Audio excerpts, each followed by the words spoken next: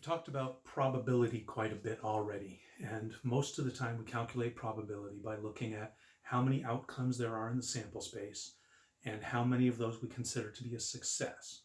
And then we just divide those two numbers, successes over possible outcomes. Many of the situations we've looked at have been real simple. You flip a coin, there's two possible outcomes. You roll a die, there's six possible outcomes. You flip three coins, and then depending on how you look at it, there might be eight possible outcomes if you remember the heads, tails, tails, tails, all of those. Or if you look at it from how many heads there were in the group, then there are really only four outcomes, 0 or 1 or 2 or 3. Some situations we have to figure out how many possible outcomes there are. It's not really obvious.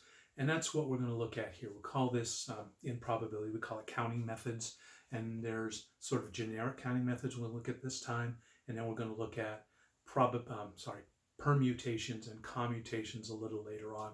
And those are going to be really helpful to us when we get to looking at discrete probability distributions. We're going to get some straightforward stuff here. Really very simple. How many three-letter words are there? Well, if we define a word to be any combination of any three letters, this is real easy to figure out. How many choices do we have for our first letter? We got 26. For our second, 26. And for our third, 26. Well, how many does that come out to? Let me do a little mental math here. Comes out to 17,576 possible three-letter combinations. Now, they're not all going to be words like WWW. I guess we might call that a word. World Wrestling Federation or something like that. But something like AXB is not going to be a word. So they aren't going to have meanings, but there are that many, 17,000 possible combinations of three letters. What if we put a restriction on that? Like, what if we say that this word has to be consonant, vowel, then consonant? That's going to limit our possibilities. Right? So we'd only have 21 choices for the first letter, 5 vowels for the middle letter, and then 21 consonants for the third letter. And that's going to work out to only about 2,205 combinations. So there are only about 2,000 words that have this structure. I wrote W-O-W there to remind me, because that's consonant, vowel, consonant. And that's a fairly common structure for a three-letter word. So there are probably, I have no idea how many there actually are, but there aren't any more than 2,000, because that's all the possible combinations we have. A real common thing you're going to run into if you look at a textbook on this kind of stuff is license plates. States all have a different way of structuring their license plates, some combination of numbers and letters, and I can't even remember what Missouri is at the moment. I think it's like letter, number, letter, letter, number, letter, or something like that, or maybe just letters and numbers all thrown in together. But there are some states where you have something like 3 digit followed by 2 letters. How many possible license plates can they make? Well, you've got 10 choices for the first letter, 10 for the second, 10 for the third, for the first digit, second digit, third digit. And then you've got your 26 and 26 for the letters there.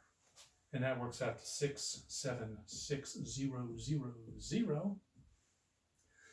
So this is the total number of license plates that can be structured this way, which means that that state is not going to be able to have more than 676,000 cars on the road, because it only has that many combinations to deal with. Used to be that they were just like 5 numbers and that was enough back in the day, but populations have grown so large that they've had to involve the letters, and they've had to make some of the license plates longer to give us more possibilities so that we can have everybody with a unique license plate. What if we don't allow any repetition here? What if we say once you've used a digit, you can't use that again? So you can't have 66 here, but you could have like 65, something without repetition. Well, you wouldn't have 66 here. So say you can't have 555, you have to have different letters. So we start out with 10 for our choices there. And then there's only 9 left to choose from for the second, because we're not allowing repetition, and then only 8 for the third. And that should remind you a little bit of when we did the sequential probabilities without replacement. right? We pull a card from the deck, there aren't as many aces as there were for the first choice, so our probability goes down as we remove aces from the deck. The possibilities go down as we remove the digits from being candidates here.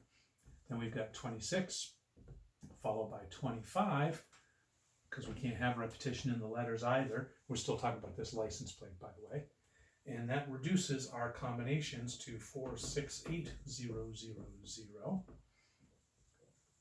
So if we don't allow repetition, we've only got about 2/3 as many possible combinations there. So we would probably want to allow repetition to get our number of possibilities up. One last one, just for kicks. Every person born in the United States, I believe, has a unique Social Security number, a number that is associated with them. Remember back in the beginning, we referred to these as nominal numbers because it's just not a meaningful number terribly, but it's associated with you. And there is repetition allowed. I've got repetition in my Social Security number. So we've got 10 possible digits for each. And that's going to work out to a 1 followed by 1, 2, 3, 4, 5, 6, 7, 8, 9 zeros, because there's 9 tens multiplied together there. That works out to only 1 billion people.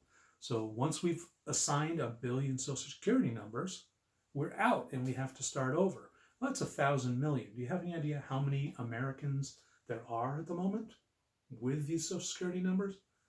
I think there's about 350 million. So that's actually about 1/3 of this number here.